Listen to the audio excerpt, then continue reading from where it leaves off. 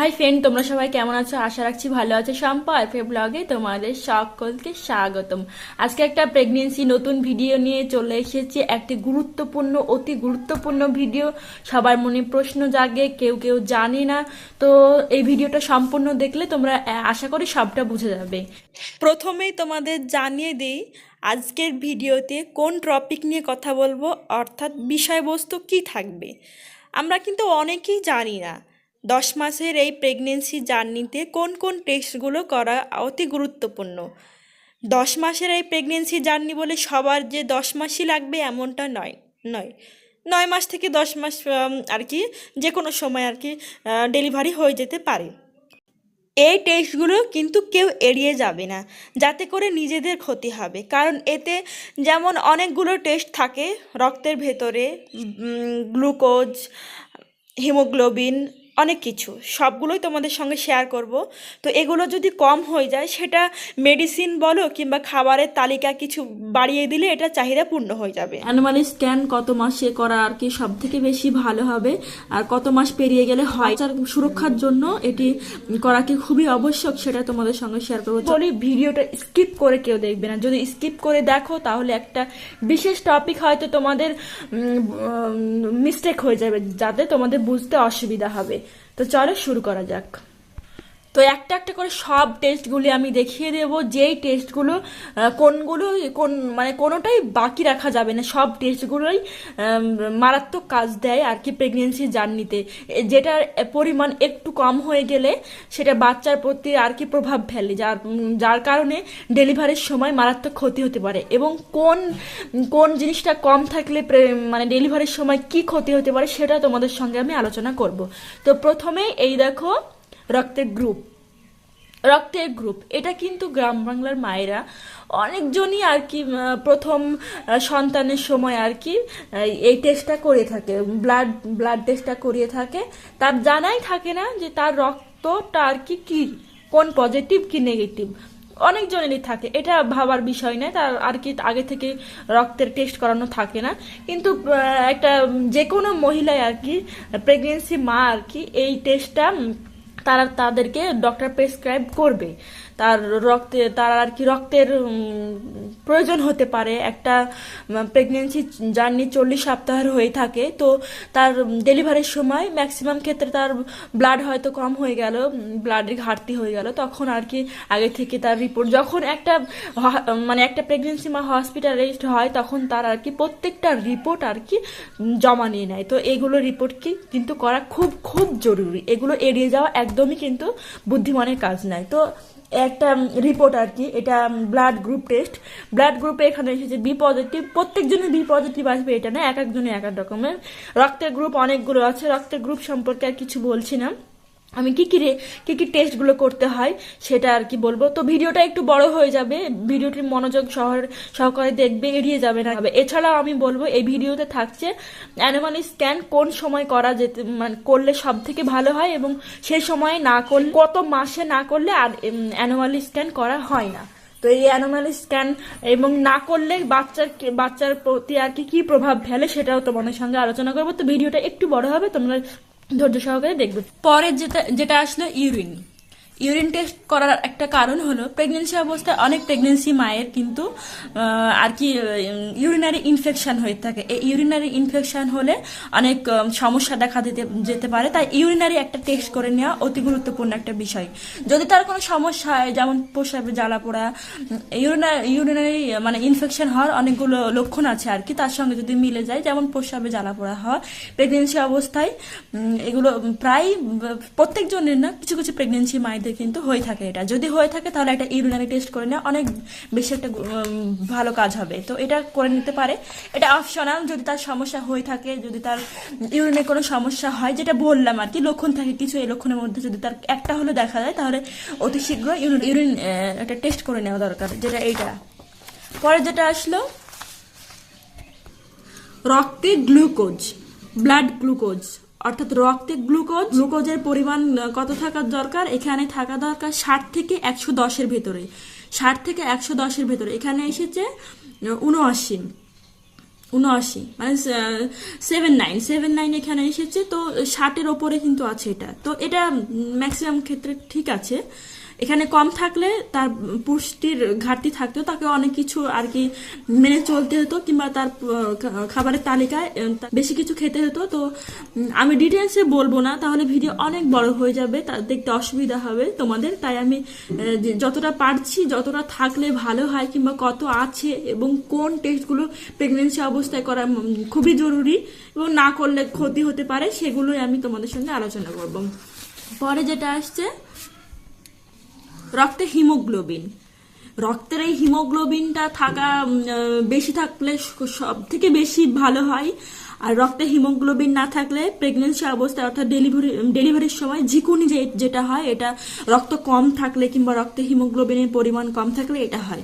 রক্তে হিমোগ্লোবিন কত থাকা দরকার? 11 থেকে 16 গ্রাম, অর্থাৎ 11 পয়েন্ট থেকে 16 পয়েন্ট পর্যন্ত থাকা খুব বেশি আর কি জরুরি। এখানে আছে 11 মানে 11.7 আছে এখানে।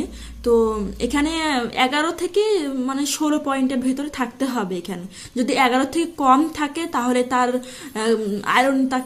আয়রন ট্যাবলেট খেতে হবে, খাবারের তালিকাতে আয়রনযুক্ত খাবার থাকতে হবে, অনেক কিছু তাকে মেনে চলতে হবে। এটা তো এটা ম্যাক্সিমাম ক্ষেত্রে ঠিক আছে। যদি প্রেগনেন্সি মায়েদের উদ্দেশ্যে এই ভিডিওটি বানানো, যদি তোমাদের কোনো প্রেগনেন্সি মায়ের হিমোগ্লোবিনের পরিমাণ কম থাকে তাহলে তার খাবারের প্রতি যথেষ্ট গুরুত্ব দিতে হবে যাতে হিমোগ্লোবিনের পরিমাণ।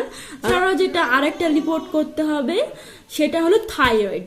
অনেক প্রেগনেন্সি মায়েদের কিন্তু প্রেগনেন্সি জার্নি শুরু হওয়ার সঙ্গে সঙ্গে থাইরয়েড বেড়ে যেতে পারে, থাইরয়েডের সমস্যা হতে পারে। তাই থাইরয়েডটা করে নেওয়া অনেক বেশি গুরুত্বপূর্ণ। এটা আশা সেন্টারে হয় না, অর্থাৎ নির্দিষ্ট একটা সেন্টারে এই হিমোগ্লোবিন, তারপরে যেগুলো আগে বললাম রক্তের গ্রুপটা তো বাইরে থেকে করে নিতে হয়। এই থাইরয়েডের সমস্যা থাকতে পারে, থাইরয়েডের সমস্যা থাকলে প্রেগনেন্সিতে অনেক সমস্যা হতে পারে। তো থাইরয়েডের একটা টেস্ট করে নেওয়া অতি গুরুত্বপূর্ণ বিষয়, এগুলো কেউ এগিয়ে যাবে না।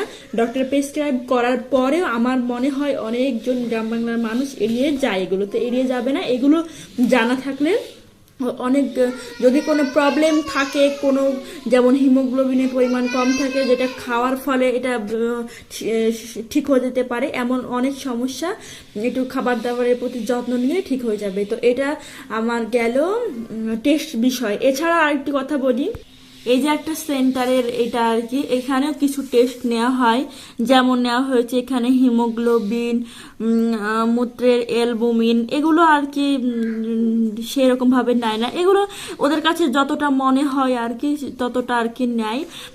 HIV পরীক্ষা, HIV আছে কিনা, সেই প্রেগনেন্সি মায়ের HIV আছে কিনা, এগুলো আর কি টেস্ট নেওয়া হয়েছে। তারপরে আল্ট্রাসোনোগ্রাফি করা হয়েছে কিনা, গর্ভকালীন ডায়াবেটিস মেলিটাস আছে কিনা, কারো আবার ডায়াবেটিস হয়ে যায়। তো কিছু কিছু যেগুলো টেস্টগুলো বললাম এই টেস্টগুলো করে নেবে। ডায়াবেটিসটা হয় অনেকজনেরই হয়, এখানেও কিছু টেস্ট দেওয়া হয়, তবে সব টেস্ট হয় না, এখানে বাইরে থেকে করে নিতে হয়। তো তোমরা করে নেবে। ভিডিওটা অনেক বড় হয়ে যাচ্ছে কারণ এই এতগুলো আর কি টেস্ট একটা ছোট ভিডিওতে বলা যাবে না, তোমরা ধৈর্য সহকারে দেখতে থাকো। আর প্রত্যেক প্রেগনেন্সি মায়েদের কাছে একটি সুস্বাস্থ্যবান বাচ্চা অনেক আকাঙ্ক্ষার। পুরো প্রেগনেন্সি জুড়ে 10 মাস ধরে একটা প্রেগনেন্সি মায়েদের কাছে না দেখা একটা আশা জেগে থাকে, তার বাচ্চাটি দেখতে সুন্দর হবে, নিখুঁতভাবে পৃথিবীতে আসবে, কোনো খুঁত নিয়ে যেন না আসে। তো একটা সাধারণ সমস্যা যেটা সারা জীবন তাকে একটা যন্ত্রণাদায়ক দেবে তার মাকে, অর্থাৎ একটা প্রেগনেন্সি মাকে। তো এই বিষয়টি অনেকেই জানে না। একটা প্রেগনেন্সি মা তার একটি অতি সাধারণ একটি অ্যানুয়াল স্ক্যান, এই অ্যানুয়াল স্ক্যানের একটা গুরুত্ব রয়েছে অপরিসীম। এই গুরুত্বটা তার কতটা সে হয়তো নিজেই বুঝতে পারবে। একটা বাচ্চা হয়তো তার মায়ের গর্ভে আছে, তো সেটা যদি সে বাচ্চাটি যদি কোনো ত্রুটিসম্মত হয়ে থাকে, যেমন তার নাকে কোনো সমস্যা, তার পায়ে কোনো সমস্যা, তার মাথায় কোনো সমস্যা, এগুলো হয়ে থাকে, যেগুলো ফলিক অ্যাসিডের কারণে হয়ে থাকে। হয়তো যেই অর্গানটি তৈরি হচ্ছে সেই সময় তার মায়ের পুষ্টির ঘাটতি হয়ে গেল, তো সম্ভবত সেই মায়ের পুষ্টি না পাওয়ার কারণে বাচ্চাটি ত্রুটিসম্মত হয়ে জন্ম নেবে। যারা আমার ভিডিওটি এখনো পর্যন্ত দেখছো লাইক করো না, তারা করোনি, তারা প্লিজ লাইক করো, কারণ তোমাদের একটা লাইকে আমরা আমাদের ভিডিও বানাতে অনেক বেশি উৎসাহ জাগায় এবং ভালো ভালো ভিডিও তোমাদেরকে। এই অ্যানোমালি স্ক্যানে সময়সীমা আছে। এই অ্যানোমালি স্ক্যান পুরো প্রেগনেন্সি জার্নি মানে 9 মাস জুড়ে কিন্তু এই অ্যানোমালি স্ক্যান হবে না। 4 মাসের আগ পর্যন্ত, অর্থাৎ 3 মাস, 4 মাস পর্যন্তই, এটা শুরু থেকে 4 মাস পর্যন্ত এই অ্যানোমালি স্ক্যান হয়ে থাকে। এই অ্যানোমালি স্ক্যান কখন হবে না? যখন বাচ্চার ত্বক হয়ে যাবে, ত্বকের গঠন হয়ে যাবে, তখন আর এই অ্যানোমালি স্ক্যান হয়ে যাবে না, তখন কোনো অর্গান দেখা যায় না। সেই কারণে অ্যানোমালি স্ক্যানটা সবসময় করা হয় না। বাচ্চার ত্বক গঠন হওয়ার পরবর্তী সময়ে আর অ্যানোমালি স্ক্যান করা হয় না, অর্থাৎ কাজে আসে না। সেই সময় বাচ্চার কোনো অর্গান দেখা যায় না। তো এই অ্যানোমালি স্ক্যানটা ডক্টরে প্রেসক্রাইব করে থাকে। সাধারণ আল্ট্রাসাউন্ডের থেকে একটু বেশি আর কি খরচাটা হয়ে যায়, তাই অনেকেই এটা করতে চায় না। এছাড়াও তাদের মনে প্রশ্ন জাগতে পারে, আমি তো আল্ট্রাসাউন্ড করলাম, আল্ট্রাসাউন্ড রিপোর্টে তো বাচ্চার হার্ট রেট, প্লাসেন্টা, বাচ্চার ওজন, এগুলো সবই বোঝা যাচ্ছে, তাহলে বাচ্চার কোনো ত্রুটিসম্মত আছে কি না এটা কেন বোঝা যাবে না? এটা বোঝা যায় না, কারণ একটা আল্ট্রাসাউন্ড রিপোর্টে শুধুমাত্র বাচ্চার ওজন, হার্ট রেট, প্লাসেন্টা এগুলোই বোঝা যায়। বাচ্চার কোনো অর্গানের সমস্যা আছে কিনা এটা শুধুমাত্র অ্যানোমালি স্ক্যানে বোঝা যায়। একটা অ্যানোমালি স্ক্যান করে নিতে সমস্যা নেই, কারণ একটা অ্যানোমালি স্ক্যানে যদি বাচ্চা ত্রুটিসম্মত হয়ে পৃথিবীতে আসে, সেটা তার মায়ের কাছে অভিশাপের কারণ হতে পারে, তার সারা জীবন এটা বই নিয়ে বেড়াতে হবে। তার থেকে যদি অ্যানোমালি স্ক্যানে ধরা পড়ে বাচ্চা কোনো ত্রুটিসম্মত হয়ে, দেখার পরে কোনো মেডিসিন প্রেসক্রাইব করবে, কিংবা তার সেটার একটা নির্দিষ্ট ট্রিটমেন্ট আছে, যার ফলে সেটা সেই বাচ্চাটি নর্মাল নর্মাল আর 5টা বাচ্চার মতো হয়ে যাবে। যদি কোনো তোমাদের প্রশ্ন থাকে তাহলে কমেন্ট বক্সে কমেন্ট করো। প্রেগনেন্সির যে কোনো বিষয়ে তোমরা কমেন্ট করো। আর যদি কোনো ভিডিও চাও প্রেগনেন্সি, তাহলে আমাকে কমেন্ট করে জানিও। ভিডিওটি এখানে শেষ করলাম, আশা রাখছি তোমাদের অনেক ভালো লাগবে। আর যদি ভালো লাগে তাহলে লাইক, কমেন্ট, শেয়ার করতে কিন্তু একদমই ভুলো না। প্রত্যেকটি প্রেগনেন্সি মায়েদের জন্য শুভকামনা, ভালোবাসা রইলে এখানেই বিদায় নিলাম।